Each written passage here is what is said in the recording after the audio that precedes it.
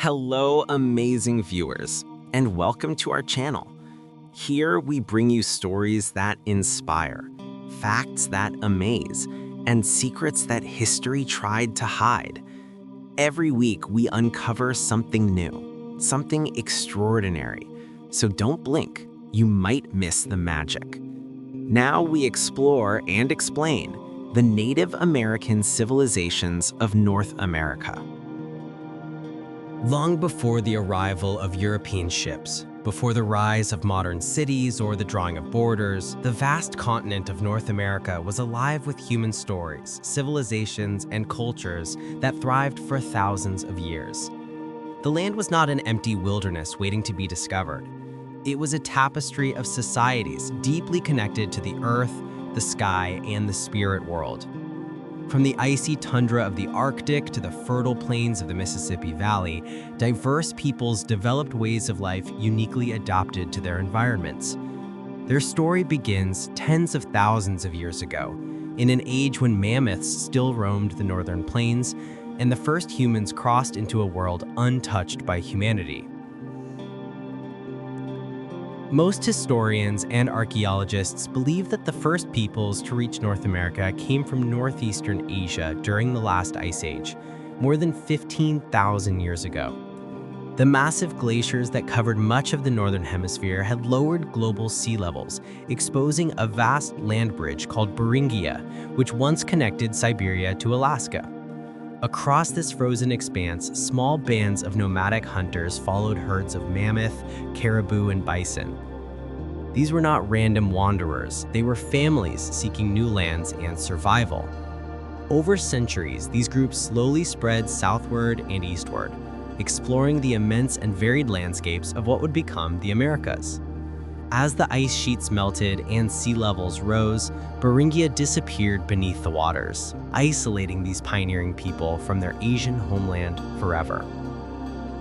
Archaeological discoveries provide glimpses into this ancient migration. In sites such as Clovis, New Mexico, and Blackwater Draw, spear points and tools have been found dating back more than 13,000 years. The distinct fluted design of the Clovis point marks one of the earliest known cultures in North America, the Clovis people. They were skilled hunters who relied on their finely crafted stone weapons to take down enormous Ice Age animals. The Clovis culture spread widely from the Great Plains to the American Southeast, evidence of a growing and mobile population. Yet the Clovis were not alone. Other early groups like the Folsom culture followed, adapting to the changing climate as the megafauna began to disappear. As the Ice Age ended, the environment transformed. Forests expanded, rivers filled, and the great mammals that had once dominated the landscape vanished. Humans adapted to these new realities, developing more diverse diets and regional lifestyles. Some groups settled along rivers and coasts, thriving on fishing and gathering. Others remained hunters on the plains, while some began experimenting with the cultivation of plants. This gradual shift toward agriculture marked the beginning of civilization in North America, a transformation that would take millennia to unfold. By around 3000 BCE, certain communities had begun domesticating plants, such as maize, beans, and squash, crops that would become the foundation of Native American agriculture. These innovations did not emerge in isolation, but through countless generations of observation and experimentation. Early farmers learned how to nurture seeds, read the seasons, and care for the soil. As food became more abundant and predictable, populations grew and permanent villages appeared. This agricultural revolution sparked the rise of complex societies, art, and spirituality rooted in harmony with the natural world. In the southeastern regions of what is now the United States, one of the earliest monumental cultures began to appear. Around 1500 BCE, the Poverty Point culture emerged in present-day Louisiana. Its people constructed enormous earthenworks, geometric mounds and ridges arranged in precise patterns. Some of these mounds rose nearly 70 feet high, a feat that required the organized labor of thousands of people. Archaeologists believe Poverty Point was a center of trade and ceremony, connected by river systems to distant communities. Artifacts made of copper, flint, and soapstone, materials not found locally, show that extensive trade networks stretched across hundreds of miles. The people of Poverty Point were not primitive wanderers. They were architects, engineers, and merchants who understood cooperation and planning.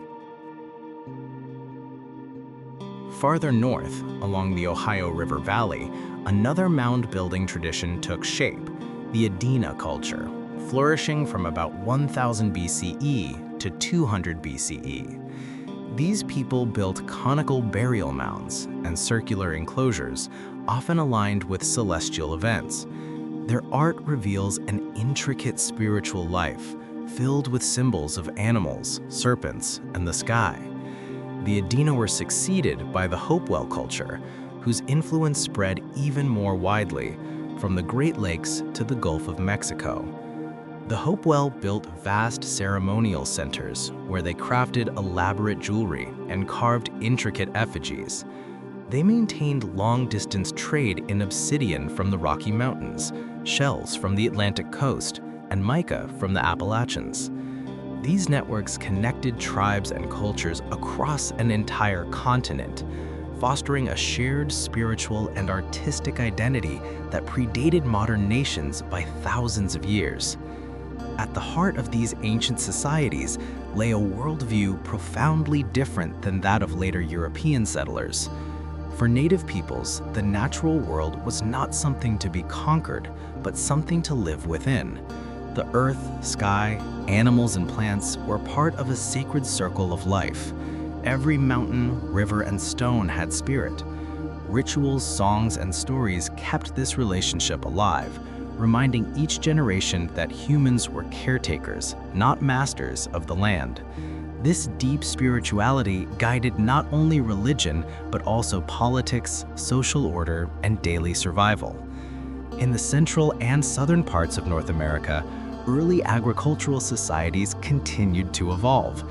By around 700 CE, the Mississippian culture began to flourish, building cities that rivaled those of medieval Europe.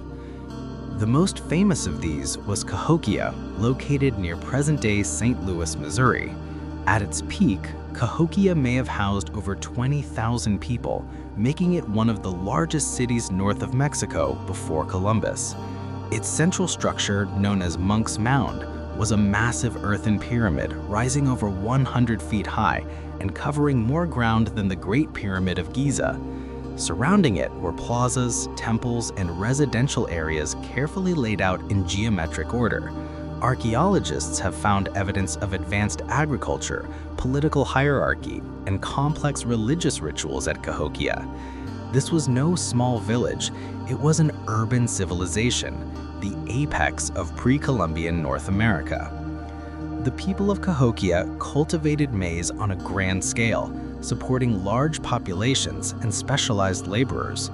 Farmers, artisans, priests, and leaders worked together under a system that balanced economy and spirituality. The city's wood henges, circular arrangements of giant wooden posts, functioned as solar calendars, aligning with sunrise and sunset on solstices and equinoxes.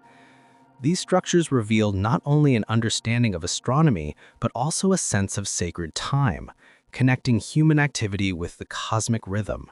Ceremonial objects made of copper, shell, and stone suggest a society rich in symbolism and art.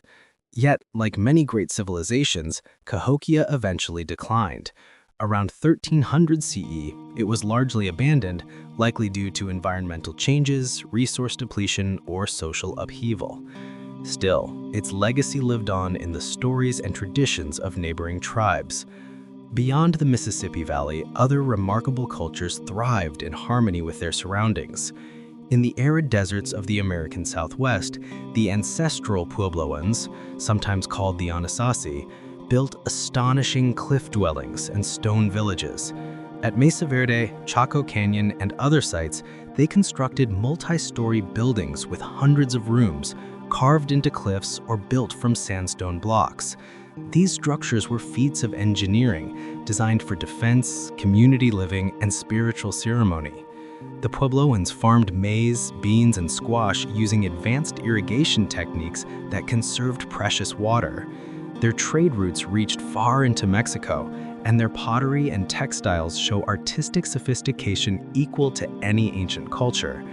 Yet, like Cahokia, the great centers of the Puebloans eventually faced drought and social fragmentation, leading to migrations that scattered their descendants across the region.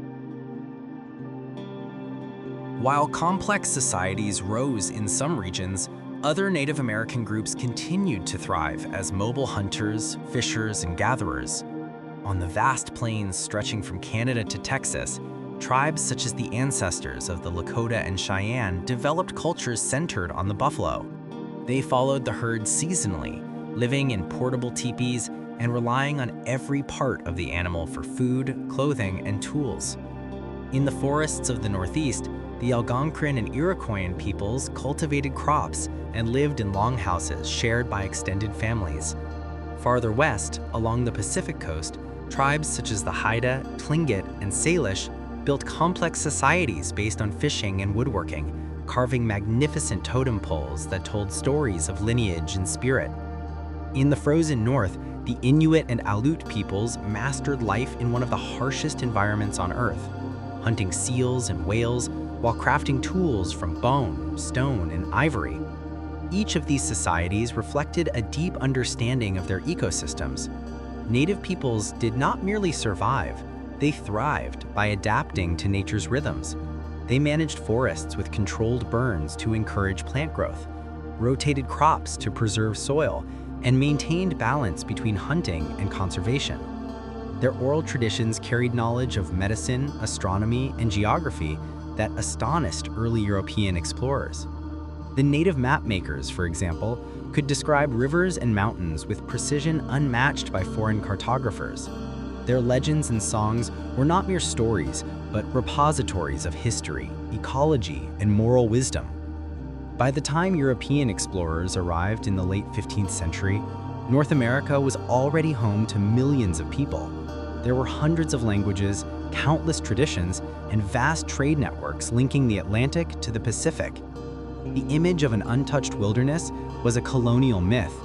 In reality, the continent was a mosaic of nations, each with governance, spirituality, and identity. These were the first Americans, the original stewards of the land, whose civilizations had risen, flourished, and evolved long before the idea of America itself existed. As we look back on this distant past, it becomes clear that the story of Native America is not one of isolation or primitiveness, but of ingenuity, resilience, and interconnectedness. From the earliest hunters who crossed the Bering Land Bridge to the builders of monumental cities like Cahokia, their achievements rivaled those of any ancient culture on Earth. They lived not as conquerors of the land, but as part of its living soul, a lesson that continues to echo through history. The dawn of Native American civilization was a story of adaptation, creativity, and deep reverence for nature. It laid the foundation for all the rich cultures that would later rise across the continent, from the Iroquois Confederacy in the forests of the East to the Pueblo peoples in the deserts of the Southwest. The next stage of their story would see the emergence of powerful nations, intricate alliances, and vibrant cultures that shaped the destiny of an entire continent. And so, as the fires of the ancient world continued to burn in the hearts of its people, North America was already home to civilizations that would one day astonish the world, if only the world had taken the time to listen.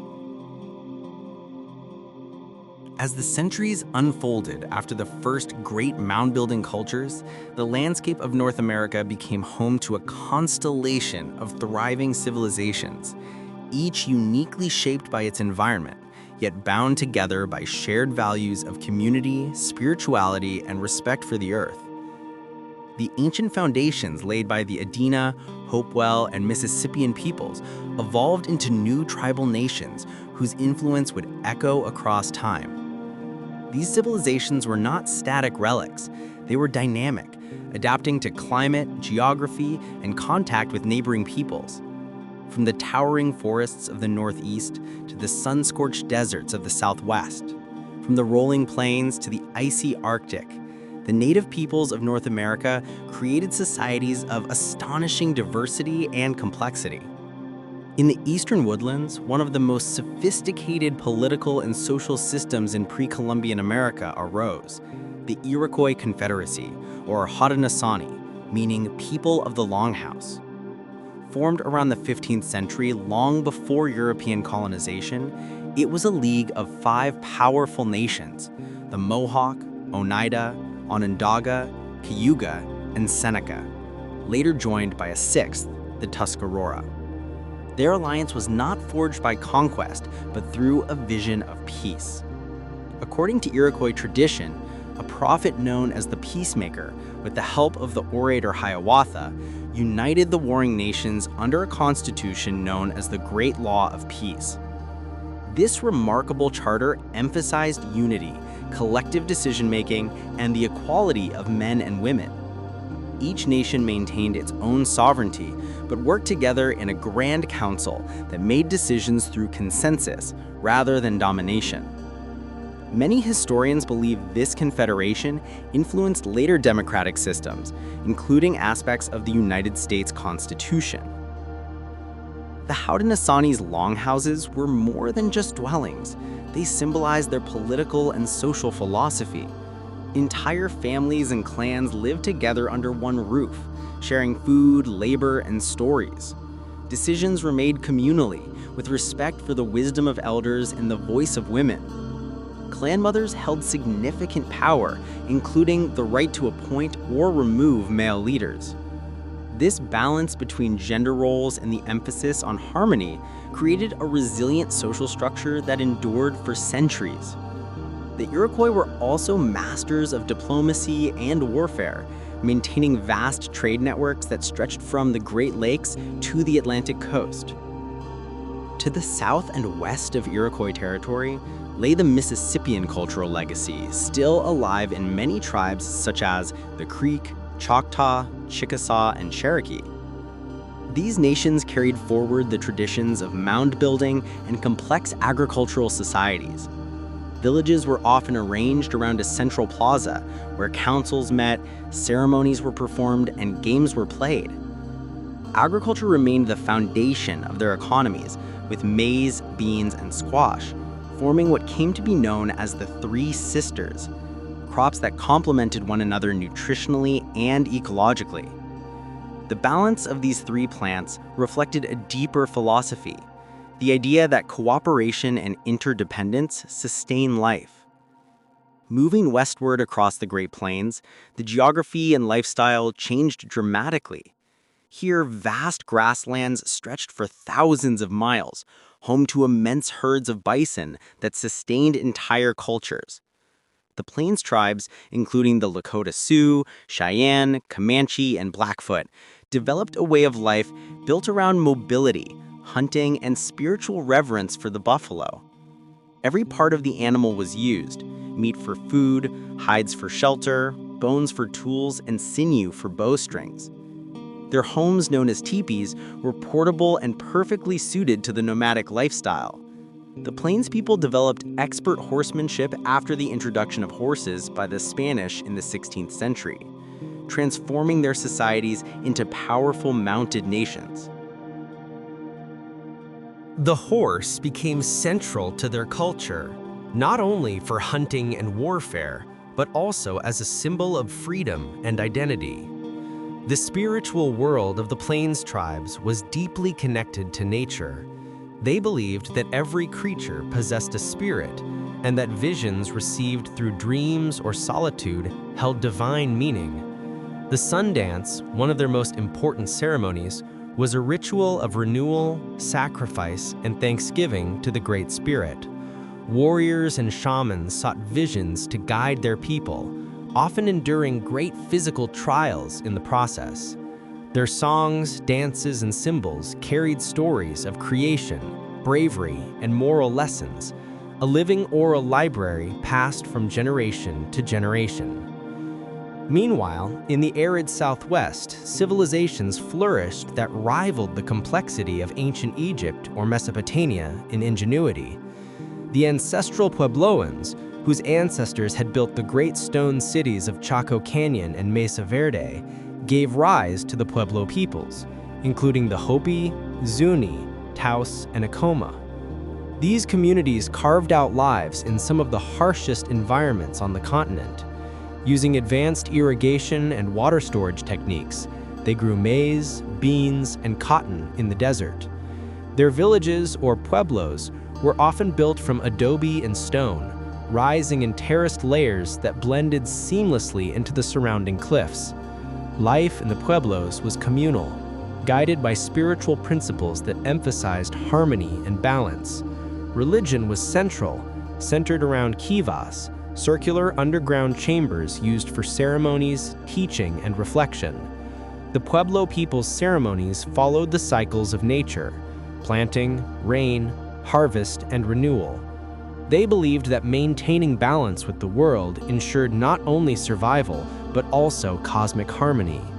To this day, Pueblo dances and rituals continue to express gratitude for life and connection to the earth, the sky, and the spirits of ancestors.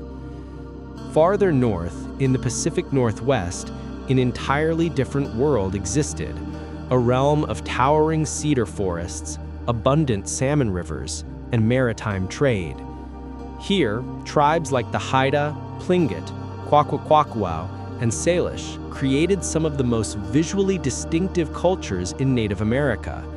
They lived in large wooden plank houses decorated with elaborate carvings, and their social structure revolved around clans and hereditary lineages. The potlatch ceremony, a grand feast of giving and storytelling, was central to their culture. During potlatches, wealth was redistributed, alliances reaffirmed, and legends recited in theatrical form. This system demonstrated that generosity, not accumulation, was the true measure of status. The art of the Northwest Coast peoples remains among the most striking in the world. Totem poles, carved from massive cedar trunks, depicted mythological beings, family crests, and ancestral spirits. Masks, textiles, and canoes bore intricate designs, each with symbolic meaning.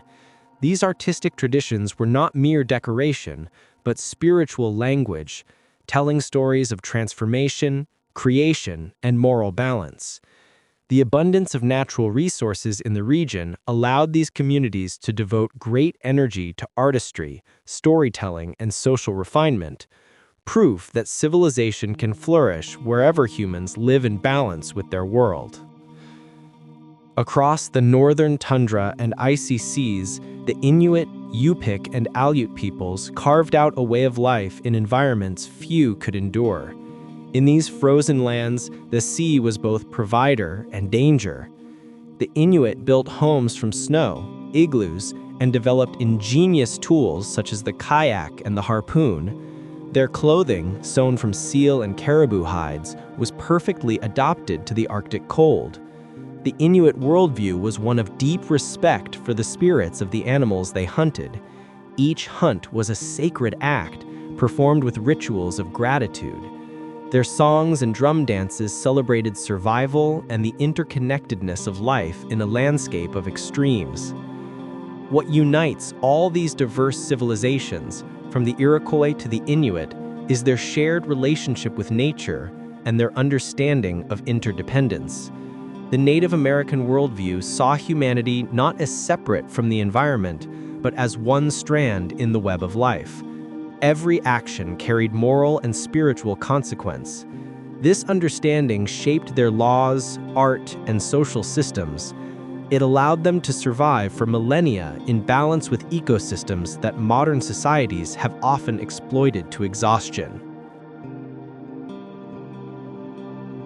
Trade and communication among these civilizations were extensive. Shell beads, known as wampum, served not just as currency, but as a means of recording treaties and stories. Copper from the Great Lakes, turquoise from the Southwest, and obsidian from the Rockies moved along vast trade routes.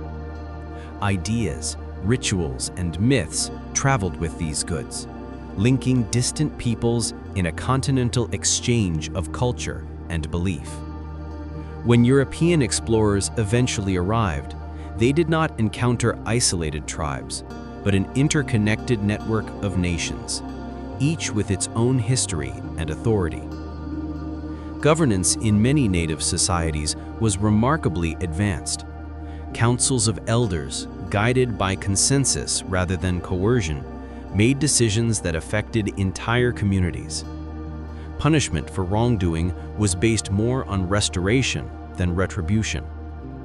Justice was not about vengeance, but about restoring harmony. Among the Cherokee, for example, laws were enforced through social pressure and moral responsibility, ensuring order without centralized power.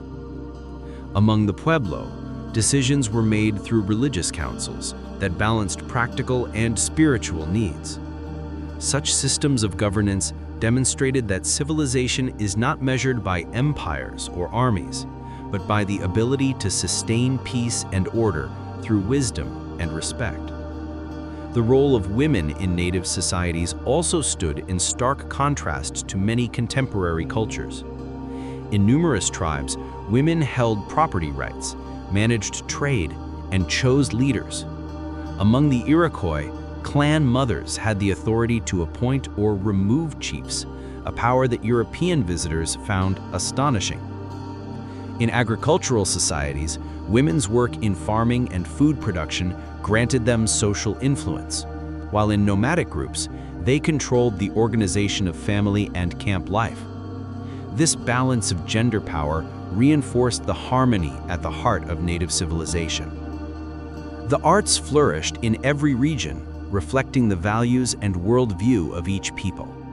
Pottery, weaving, beadwork, and sculpture carried intricate patterns filled with meaning. Music and dance were central to both ritual and daily life. Songs were prayers, histories, and lessons, connecting the living with their ancestors. Storytelling served as both entertainment and moral education, preserving history in oral form. Through myth and legend, people learned the origins of the world, the nature of good and evil, and their responsibilities to the earth. Despite differences in environment and lifestyle, there existed a common thread among native civilizations, a belief in cycles. Life was not linear, but circular, following the rhythms of the seasons, the sun, and the moon. Birth, death, and rebirth were part of a continuum. The land was sacred because it sustained life. The ancestors were sacred because they had returned to it. Every ceremony, from the planting of seeds to the honoring of the dead, reflected this cosmic circle. As the pre-Columbian world reached its height, North America was a continent of immense cultural variety and achievement. In the East, powerful confederacies governed vast territories through diplomacy and law. In the South, agricultural societies built monumental cities and sacred mounds. In the West and North, traders, artisans, and spiritual leaders sustained traditions that would endure for thousands of years. These civilizations, though distinct, shared a moral order rooted in balance, a truth that would face its greatest test with the coming of a new and alien world. When the first Europeans arrived in the 15th and 16th centuries, they encountered societies as complex as their own. The meeting of these worlds would set in motion one of history's most profound transformations, a collision of belief, technology, and power that would forever alter the destiny of the Americas. Yet before that moment of contact, Native America stood as a continent of nations, each sovereign, each alive with its own genius. The forests, plains, rivers, and deserts were not wilderness, but homeland, filled with voices, memories, and dreams that had shaped the land itself. The rise of these great civilizations and tribal nations was a triumph of adaptation and wisdom. It was proof that humanity can flourish without destroying its environment, that culture and spirit can thrive even in the harshest conditions. Their systems of governance, their art, their social harmony, all revealed a civilization grounded not in domination, but in connection. As the winds of change began to sweep across the oceans, carrying explorers and conquerors from distant lands, the world of Native America stood on the threshold of both tragedy and endurance. The civilizations of the continent had reached extraordinary heights, but the storms of history were gathering. The next chapter would tell of contact, conflict, loss, and the remarkable resilience of a people whose spirit could never be extinguished. When European sails first appeared on the horizon, they were not merely ships, they were the harbingers of a new world order. The civilizations of Native America, thousands of years in the making, were about to face a transformation so immense that it would reshape every life, every river, and every tradition across the continent. What began as cautious encounters between strangers soon grew into an age of conflict, survival, and profound change. Yet through centuries of struggle, the heart of native civilization endured, adapting and resisting, carrying its ancient wisdom into the modern age. The first encounters were complex and often misunderstood. When Christopher Columbus landed in the Caribbean in 1492, he believed he had reached the Indies, calling the people he met Indians, a name that would tragically persist. As explorers, missionaries, and colonists followed, they carried not only goods and curiosity, but also diseases, weapons, and a belief in their divine right to rule. By the early 1500s, Spanish expeditions had reached Florida, the Gulf Coast, and the American Southwest. French traders sailed up the St. Lawrence River and into the Great Lakes, while the English established colonies along the Atlantic seaboard. The native nations they encountered were not wandering bands, but organized societies with their own systems of governance, spirituality, and diplomacy. At first, relationships were built on trade and tentative friendship. European settlers depended on native knowledge of crops, hunting, and survival in the unfamiliar landscape. The Wampanoag people famously aided the English pilgrims of Plymouth Colony, teaching them how to cultivate maize and survive harsh winters. But beneath this fragile cooperation lay deep cultural divides. Europeans saw land as property, something to be owned, divided, and exploited. Native Americans saw it as sacred, communal, and alive. This fundamental difference would ignite centuries of misunderstanding and conflict. The most devastating weapon the newcomers brought was invisible: disease. Smallpox, measles, and influenza spread faster than any army could march. Whole villages were wiped out within weeks. Historians estimate that in some regions, up to 90% of the native population perished within a century of European contact. These epidemics shattered families, erased languages, and destabilized entire civilizations. Yet even amid unimaginable loss, native communities sought to preserve their identity. Oral traditions, ceremonies, and memories became the lifelines of survival. As European colonies expanded, so too did the struggle for land. In the 17th century, wars erupted across the eastern seaboard. The Powhatan Confederacy, once powerful in Virginia, fought to defend its homeland from English settlers at Jamestown. In New England, the Pequot War and King Philip's War ravaged native populations, leading to massacres that decimated entire tribes. The Iroquois Confederacy, however, adapted with remarkable diplomacy, playing French and English powers against each other to maintain autonomy for more than a century. Their mastery of alliance and strategy made them a political force feared and respected across the continent. To the south and west, the Spanish conquistadors pursued conquest with ruthless determination. In the 16th century, Hernando de Soto marched through the southeast in search of gold, leaving a trail of death and destruction. His expedition encountered the remnants of the Mississippian cultures, once thriving mound-building cities, now weakened by disease. De Soto's soldiers burned villages, enslaved captives, and spread epidemics that erased centuries of civilization. Farther west, the Pueblo Revolt of 1680 stands as one of the most remarkable acts of resistance in colonial history. The Pueblo peoples of present-day New Mexico, led by a visionary leader named Pope, united against Spanish oppression, driving out the colonizers for more than a decade. Their victory proved that native resistance could prevail, even against overwhelming odds. By the 18th century, European powers had transformed North America into a battleground for empire. France and Britain fought for dominance, dragging native nations into their wars as allies or enemies. Many tribes navigated these conflicts with incredible political skill, using diplomacy to preserve their lands and people. Yet, with each treaty, each alliance, the balance shifted toward European control. The conclusion of the French and Indian War in 1763 marked a turning point. Britain emerged victorious, but native peoples lost their most powerful ally, and the flood of settlers into the Ohio Valley began.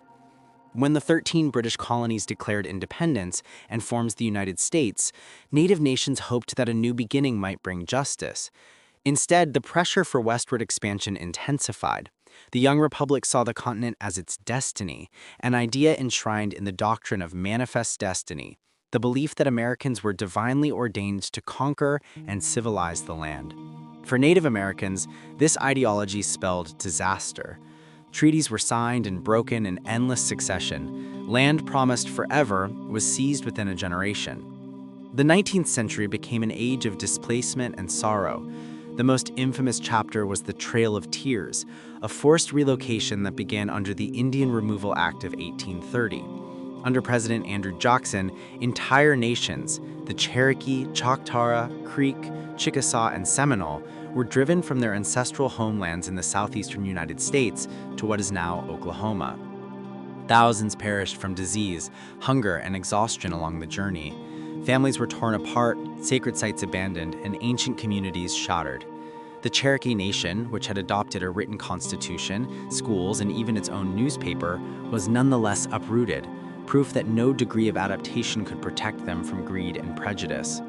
Meanwhile, in the Great Plains, new conflicts arose as settlers, miners, and railroads invaded the lost vast native territories. The Sioux Wars, the Nez Perce Campaign, and countless smaller battles became a tragic cycle of resistance and retaliation. Legendary leaders emerged: Sitting Bull, Crazy Horse, Geronimo, Chief Joseph, each a symbol of courage and defiance. They fought not merely for land, but for a way of life, for the freedom to live in harmony with nature as their ancestors had. The Battle of the Little Bighorn in 1876, known to the Lakota as the Battle of the Greasy Grass, became one of their greatest victories, but it could not stop the tide of conquest. The final blow came at Wounded Knee in 1890. There, in the frozen plains of South Dakota, U.S. soldiers massacred more than 250 Lakota men, women, and children, many of them unarmed. It was not just the end of a battle, but the symbolic end of an era. The free nations of the Great Plains were confined to reservations, their movements restricted, their traditions outlawed. The buffalo herds that had sustained them were exterminated by commercial hunters, leaving the land silent and scarred. Yet even as their world collapsed, the spirit of Native America refused to die. By the early 20th century, voices began to rise demanding justice and recognition. The Indian Citizenship Act of 1924 granted Native Americans U.S. citizenship, but equality remained elusive. The New Deal of the 1930s introduced reforms through the Indian Reorganization Act, allowing tribes to re-establish local governments. Yet it was not until the civil rights era of the 1960s and 1970s that Native activism reignited with full force. Movements like the American Indian Movement, AIM, emerged, demanding land rights, cultural preservation, and political autonomy. The occupation of Alcatraz Island in 1969 and the standoff at Wounded Knee in 1973 drew global attention to Native struggles. For the first time in centuries, Indigenous voices were reclaiming their narrative on a world stage. Parallel to political activism came a cultural renaissance. Tribes revived languages that had nearly vanished, restored ceremonies long suppressed, and established schools to teach traditional knowledge. Artists, writers, and leaders carried forward the stories of survival. Figures like Eniscot Mamadei, Vine Deloria Jr., and Wilma Mankiller became symbols of intellectual and spiritual resurgence. The old songs returned to the powwow drums, and the ancient dances once again filled the open plains and forest clearings. Through resilience, Native America began to heal. In recent decades, the recognition of Native sovereignty has grown, though the path remains uneven. Many tribes now operate their own governments, courts, and economies, maintaining control over education, healthcare, and environmental protection. Sacred sites have been reclaimed or preserved, such as Bear Butte, Black Elk Peak, and the Sacred Red Rocks. Efforts to restore traditional ecological practices have gained international respect, as Native approaches to land management, such as controlled burns, rotational hunting, and watershed protection, are now seen as essential tools against climate change. The wisdom that once sustained ancient civilizations has proven not only timeless, but vital to humanity's shared future. Yet, even today, the legacy of colonization endures. Many Native communities face poverty, loss of land, and cultural erosion. The struggle for justice continues, whether through the defense of water rights at Standing Rock or the protection of sacred lands from mining and development. Still, the endurance of Native civilization is undeniable. Across North America, more than 500 recognized tribes maintain languages, traditions, and beliefs passed down through unbroken lines of ancestry. The same stories once told around firelight are now shared through film, literature, and digital media, a new chapter in an ancient tale. The story of contact and conflict is not merely one of loss, but also of remarkable survival. Despite centuries of displacement and persecution, Native civilizations have endured through adaptation, unity, and faith. Their resilience is a testament to a worldview that sees strength not in domination, but in balance. The spiritual connection between people and nature that defined the first civilizations of North America continues to guide their descendants today. Modern Native voices remind the world that history is not frozen in museums or ruins. It lives in language, ceremony, and land. The Hopi still watch the stars to mark the planting season. The Haudenosaunee still open councils with prayers of thanksgiving to the earth. The Lakota still speak of the Great Spirit and the sacred hoop of life. The continuity of these traditions bridges the gap between past and present, carrying forward lessons that modern societies often forget: respect for the earth, responsibility to the community, and humility before the mystery of existence. As the 21st century unfolds, the wisdom of Native civilizations resonates more strongly than ever. Their understanding of ecological balance offers solutions to global crises. Their emphasis on community challenges the isolation of modern life, and their spiritual depth reminds us that progress without respect for nature is destruction.